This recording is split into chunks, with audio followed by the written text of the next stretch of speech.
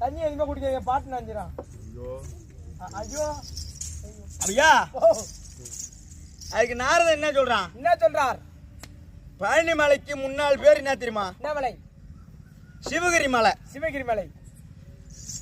சிவகிரி மலையில உன் மௌன பார்த்தங்கறான். ஆஹா, எப்படி எப்படி எங்க பார்த்தங்கறா? சிவகிரி மலையில. அட சிவகிரி மேல் கண்டேனே அவன் தெற்கு முகமாய் நின்றானே, திருமொட்டை அடித்து கொண்டானே, அதை கண்களால்